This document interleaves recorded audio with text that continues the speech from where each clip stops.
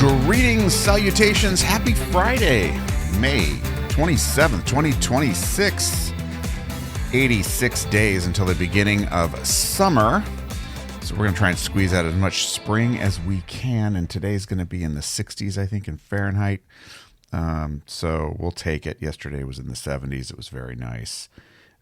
Today, high of 67 degrees Fahrenheit. So, yeah, not too bad. I think it'll be, what is it going to be? 19 degrees Celsius for everybody else. All right. I wish we would just switch. I'd be perfectly fine with the metric system. It makes so much more sense, but I'm one of millions of people who have said that over the years, and it's probably not worth our time. All right, here's the trivia that you didn't know you couldn't live without. On this day in 1866, Andrew Rankin received a patent for the urinal. All right, the urinal was patented. Of course it was. We wouldn't want profits to go down the drain, now would we? All right, and on this day in 1860, a corkscrew was patented by M.L. Byrne of New York City. So two amazing inventions indeed. What else? Oh, on this day in 1912, the first cherry trees, a gift from Japan, planted on Tidal Basin in Washington, D.C. And now, of course, Washington, D.C. famously is full of cherry trees and a beautiful, beautiful place in the spring. Well, or at least it will be a beautiful place again someday. All right. So with that, what do we got going on today? Yeah, I'm having a podcast recording in about 45 minutes, which is great. Fantastic entrepreneur who started a painting business like 30, 40 years ago. And, built a great business, built a couple of different businesses. He was so successful at it that he started a consulting company because people wanted to know how he did the business that he did. And so I met him through a mutual contact, and we had an amazing kind of pre-tape conversation. This guy's high energy. He's run a marathon in all 50 states, if you can believe it. So this is a driven person, but he's also a people person and reflective. And so I'm really excited to ask him the questions that you would guess I'd ask him, but hopefully get to some that come out that are kind of organic and dig a little deeper into the psychology, what he's learned and what's important to pass along to other people along the way. Not everyone's going to own a business or run a business too. And so one of the things I think about, and that's the main theme for today, is thinking in terms of service. You know, whatever venture we've got, it can get so easy to focus on what we need as the business owner, just because, you know, you're trying to take care of yourself. You're trying to pay your bills, take care of your family. Your brain is just naturally going to go back into a state of, what do I need? How do I build a business for me? And what I'm finding is that the more time I spend thinking about who I'm serving and how I'm serving them and how I'm helping them meet their needs, it's just a completely different place to be. And it's where I want to be ultimately, more than not. Of course, we think about ourselves, but when it comes to, for example, a podcast, I'm becoming a little bit more discerning about who I'm going to invite on. Not because there's, you know, it's like one person is worthless and the other one's high value. Not at all. It's really about what's the story that we're going to share with people that will help them. What's the angle? So I'm spending more time curating those stories, having some back and forth.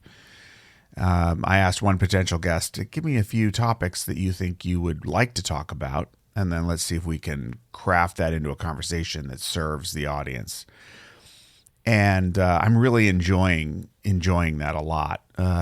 Just being very intentional about it and aligning, you know, the business itself with how can I be of service? And that means I don't get locked in with a client on exactly what they're going to get, because, you know, a client, especially at this stage, clients' needs can vary and things like that. And so we will be scaling at some point.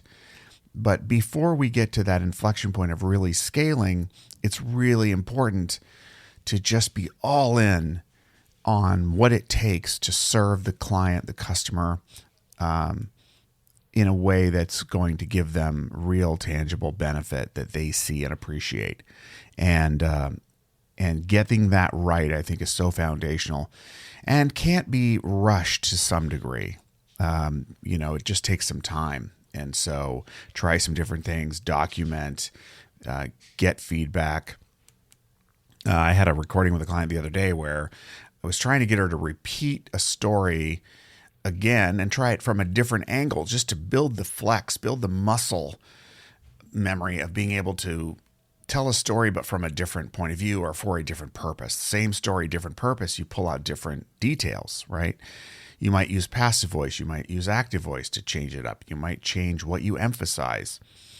And so I was trying to stretch her a little bit. And, we had a feedback conversation afterward, and she kind of let me know to use a little bit different phraseology when I ask that question, because it'll help her, think of it in the right way.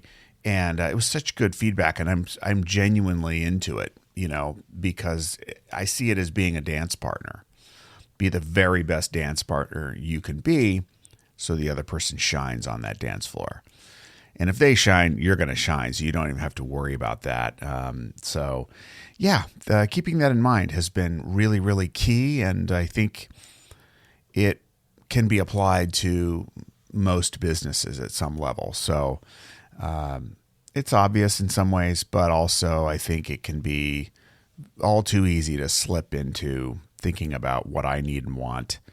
And that's useful only to a point. We got to serve others. That's the bottom line. If we serve them well, they'll pay us for it well, and we can build great businesses and lives.